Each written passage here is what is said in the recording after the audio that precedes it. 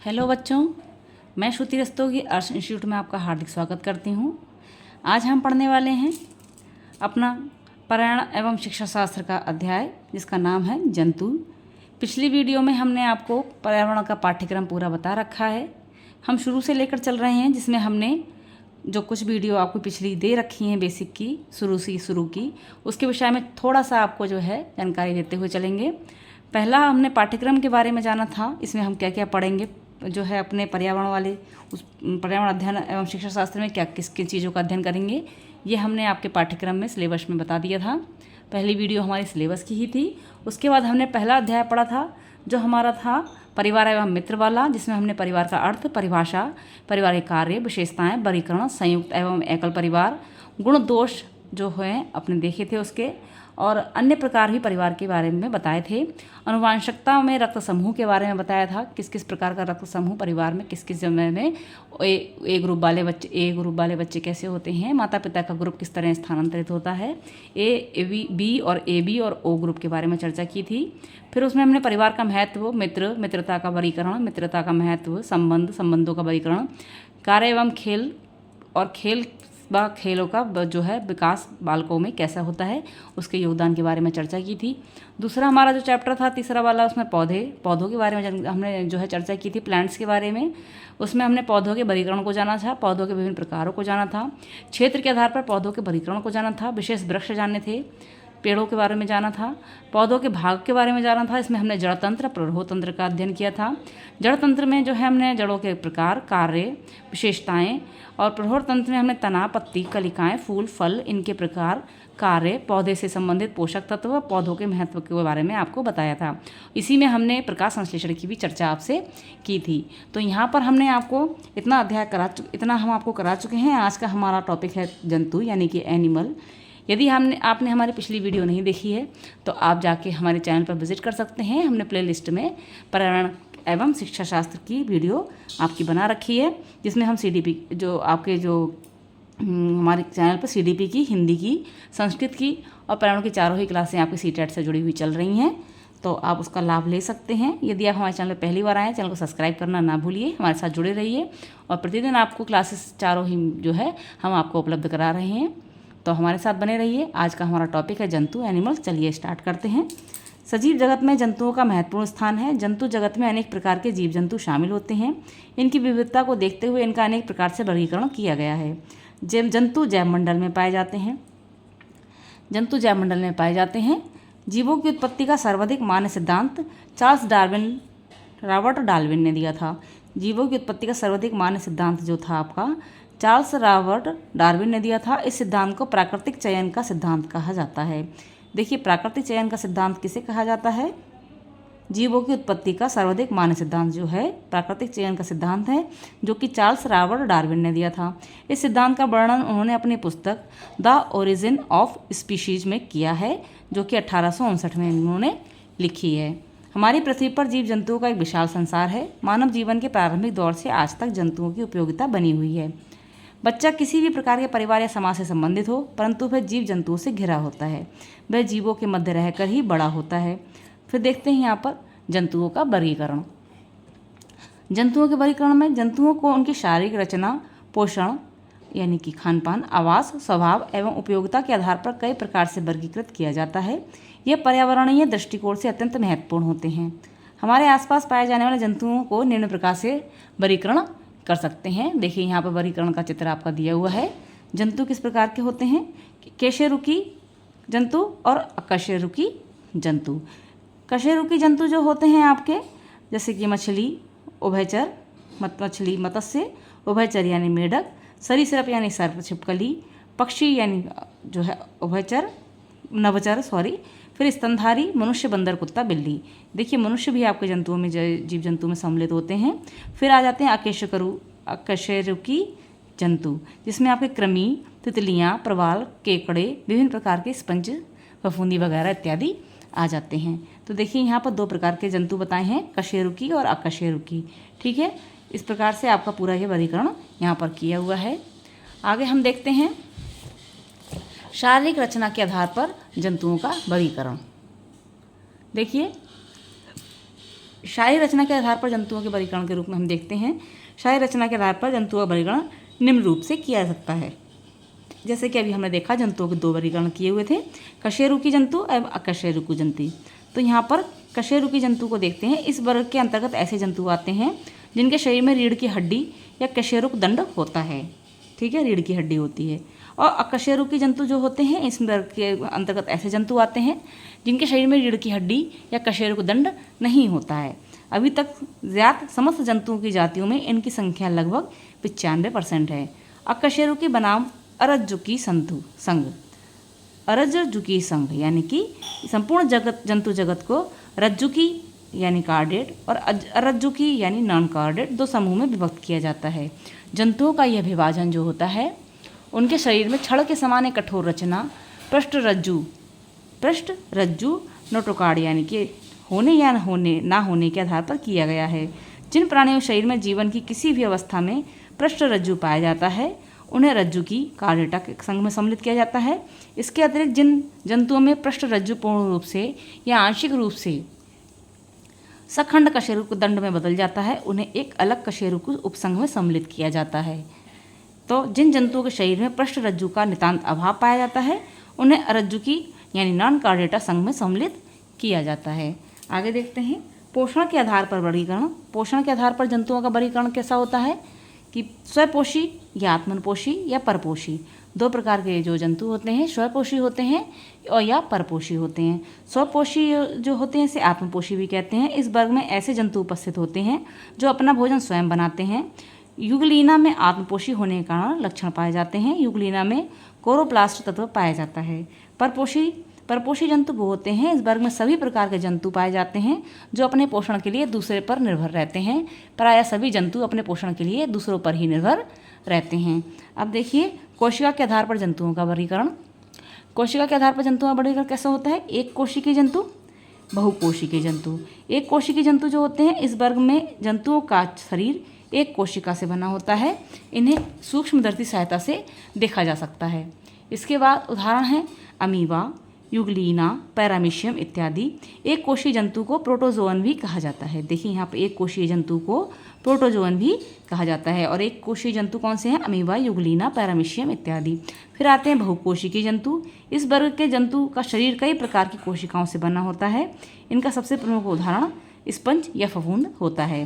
प्रजनन के आधार पर जंतुओं का वर्गीकरण। प्रजनन के आधार पर जंतुओं का वर्गीकरण निम्न प्रकार है।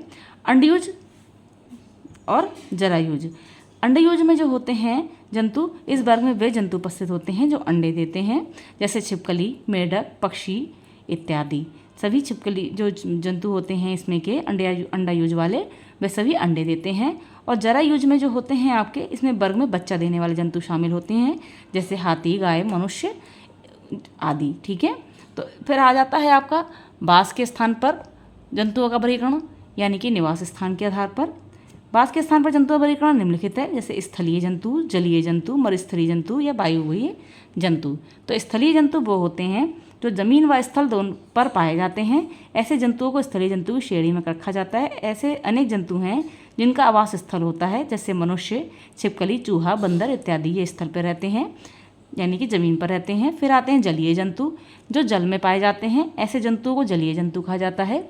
इसके उदाहरण है मछली, स्पंज आदि। मरुस्थलीय जंतु जो होते हैं, इस प्रकार जंतु ऐसे स्थानों पर पाए जाते हैं जहाँ पानी की कमी होती है। इसके प्रमुख उदाहरण ऊँट, विषैली, छिपकली आदि। वायुवीय जंतु वैसे होते हैं जो कि वायुमंडल में विचरण करते हैं, उनको वायवीय जंतु कहते हैं। इसके प्रमुख उदाहरण है पक्षी, ड्रैको इत्यादि। जंतुओं में पाई जाने वाली खाद्य आदतों के आधार पर जंतुओं को देखिए। यहाँ पर जंतुओं को शारीरिक वृद्धि और शरीर के अंदर होने वाली जैविक क्रियाओं के लिए ऊर्जा की आवश्यकता होती है। ठीक है, कुछ प्राणी अपना भोजन प्रत्यक्ष व परोक्ष रूप से पौधों पर निर्भर करते हैं, तो कुछ जंतु अपने जंतुओं पर और पौधों पर दोनों पर निर्भर करते हैं। पोषण के आधार पर जंतुओं को 3 भागों में विभाजित किया गया है, शाकाहारी, मांसाहारी और सर्वाहारी। शाकाहारी जो होते हैं ये जंतु केवल पौधों को खाते हैं, जैसे घोड़े, ऊँट, गाय, भेड़ और बकरियाँ। इनके दांत चौड़े व सपाट होते हैं, जिससे वे अपने चारे को आसानी से चबा लेते हैं। अगला है आपका मांसाहारी। मांसाहारी जो जीव होते हैं ये जंतु केवल मांस पर निर्भर रहते हैं, जैसे शेर, चीता, भेड़िया और लोमड़ी। ये मांसाहारी कहलाते हैं। इनके दांत लंबे नुकीले होते हैं ताकि ये अपने खाद्य पदार्थ को आसानी से काट व चीर सकें। ये जो होते हैं आपके शाक सब्जी या नहीं खाते हैं। फिर आ जाते हैं आपके सर्वाहारी। सर्वाहारी ये जंतु पौधे व जंतु दोनों को खा लेते हैं। इसमें प्रायः मनुष्य, कुत्ते, बिल्ली प्रमुख होते हैं। इनके दांत चौड़े, सपाट व नुकीले, लंबे दोनों प्रकार के होते हैं। अपघटक ये वे जीव होते हैं जो मृत पशुओं एवं जंतुओं को अपघटित करते हैं। पैरासाइट परजीवी ये अपने भोज्य पदार्थों के लिए दूसरे जंतुओं पर निर्भर रहते हैं। और स्कैवेंजर ये वे प्राणी होते हैं जो अपने भोजन के लिए मृत पशुओं पर आश्रित रहते हैं। ठीक है, फिर आ जाते हैं जंतुओं का जो है, जंतुओं को देखते हैं श्वसन के आधार पर। श्वसन के आधार पर जो होते हैं जंतु, सभी जंतु श्वसन क्रिया के द्वारा भोजन से ऊर्जा प्राप्त करते हैं। सांस लेना श्वसन तंत्र की आवश्यक प्रक्रिया है जिसमें जंतु ऑक्सीजन के रूप में गैस अंदर लेते हैं और कार्बन डाइऑक्साइड बाहर छोड़ते हैं। विभिन्न जंतुओं में सांस लेने की प्रक्रिया भिन्न भिन्न होती है, जो इस प्रकार होती है। मेढक जो होते हैं वे अपने फेफड़े और त्वचा से सांस लेते हैं। केचुआ जो होता है अपनी त्वचा से, आर्द्र या चिकनी जो त्वचा होती है उसकी, उससे सांस लेते हैं। मक्खी काकरोच आपके वातक नामक जगह से सांस लेते हैं, हैकिया जिसे बोलते हैं। मनुष्य, शेर, सांप, पक्षी जो होते हैं अपने फेफड़े से सांस लेते हैं, जिसे फुसफुस कहते हैं। ऑक्टोपस नाम की मछली जो होती है वो अपने गिल या क्लोम द्वारा सांस लेती है। व्हेल, डॉल्फिन जो होती है अपने फेफड़ों द्वारा या नासा द्वारा, बात छिद्र द्वारा सांस लेते हैं। तो जंतुओं का वर्गीकरण यहाँ पर गति द्वारा जंतुओं को देखते हैं। प्रायः सभी जंतु गतिशील होते हैं। वे एक स्थान से दूसरे स्थान पर भ्रमण करने के लिए भिन्न भिन्न प्रकार से गति करते हैं। कुछ प्रमुख जंतुओं की गतिशीलता से संबंधित विवरण निम्न प्रकार है। चलने वाले जंतु, रेंगने वाले जंतु, उड़ने वाले जंतु, तैरने वाले जंतु, फुदकने वाले जंतु व काकरोच। देखिए यहाँ पर चलने वाले जंतु में कौन कौन आते हैं। इसके अंतर्गत मनुष्य, शेर, कुत्ता, बिल्ली, गाय आदि आते हैं। रेंगने वाले जंतुओं के अंतर्गत आपके केचुआ, सांप इत्यादि आते हैं। सांप अपने बल्ले व पेशियों की सहायता से, केंचुए पेशियों व सूप की सहायता से गति करते हैं। फिर आते हैं आपके उड़ने वाले जंतु। उड़ने वाले जंतुओं में आपके सभी पक्षी, शुतुरमुर्ग, एमू जैसे पक्षी जो उड़ते नहीं हैं, तो तेज गति से भागते हैं। उल्लू अपनी गर्दन पीछे तक घुमा लेता है, ऐसा इसलिए क्योंकि उनकी आंखों की पुतलियाँ नहीं घूमती हैं। देखिए उल्लू अपनी गर्दन चारों तरफ घुमा लेता है क्योंकि इसकी आंखें की पुतलियाँ नहीं घूमती हैं, गर्दन घूमती है। तैरने वाले जंतु, मेढक व मछली के साथ साथ हंस व बत्तख जैसे पक्षी भी जल में तैरते हैं। फुदकने वाले जंतु, मेढक फुदकने वाला जंतु है। काकरोच यह एक ऐसा जीव है जो चलने, चढ़ने तथा उड़ने तीनों का कार्य कर सकता है, यानी कि ये सभी तरफ रह लेता है। ठीक है, अब देखिए यहाँ पर जंतुओं, फिर फुदकने वाला जंतु आपके तीनों प्रकार का होता है। जैसे मेढक है आपका जलचर भी होता है और जो आपका स्थलचर भी होता है। ठीक है, फिर आ जाता है जंतुओं में प्रजनन, वह क्रिया जिसके अंतर्गत जंतु अपने समान संतान उत्पन्न करते हैं, प्रजनन कहलाती है। प्रजनन 3 प्रकार से होता है, जरायुज प्रजनन, अंडक प्रजनन और स्तनधारी प्रजनन। जरायुज प्रजनन इस प्रकार की प्रजनन की क्रिया के दौरान बच्चों का जन्म होता है, जैसे गाय, कुत्ता, मनुष्य, हाथी इत्यादि के बच्चों का जन्म होता है। अंडप्रजक जो जनन होता है, इस प्रकार की प्रजनन क्रियाएं बच्चे अंडों से उत्पन्न होते हैं, जैसे पक्षी, मेढक, बत्तख, मछली आदि अंडों से उत्पन्न होते हैं। स्तनधारी ऐसे जंतु जो बच्चा पैदा करते हैं तथा जिनके शरीर पर बाल पाए जाते हैं, स्तनधारी कहलाते हैं। इन जंतुओं में स्तन ग्रंथियाँ भी पाई जाती हैं। इनके उदाहरण हैं गाय, हिरन, चूहा, हाथी, चमगादड़ इत्यादि। स्तनधारियों की विशेषताओं में इनके शरीर पर बाल का पाया जाना होता है। कान के मध्य भाग में 3 अस्थियाँ होती हैं, जिसे मेलियन, इनकस व स्टेपस कहते हैं। यदि कुछ प्रजातियों को छोड़ दें तो लगभग सभी नवीन स्तनधारी व जंतु बच्चे पैदा करते हैं तथा जिन जानवरों में ये नहीं पाए जाते वे अंडे देते हैं। प्रजनन द्वारा विभिन्न जंतु भिन्न भिन्न प्रकार के बच्चों को जन्म देते हैं। इनको भिन्न भिन्न नामों से जाना जाता है। अब देखिए इसका विवरण निम्न प्रकार है। जीव हैं देखिए यहाँ पर शेर, भालू ये बच्चे पैदा करते हैं, शावक हैं। ठीक है, और तितली है ये कैटरपिलर, इसके बच्चों को कहते हैं। पक्षी पेंगुइन ये बर्फ़ चूजा पर अंडे देने वाला पक्षी है। ठीक है, अब यहाँ पर देखिए पक्षी जो होते हैं वो चूजे पैदा करते हैं, और ऊँट, याक, बछड़ा या बछिया पैदा करते हैं। हाथी, जेवरा, बछड़ा या बछिया पैदा करते हैं। फिर आते हैं आपके जीव, इधर बच्चे, मेढक जो है टैडपोल बच्चे होते हैं, बाज इयास होते हैं, बाज के बच्चे इयास होते हैं, कंगारू के बच्चे जोई होते हैं, कपी जो होते हैं बच्चा होता है।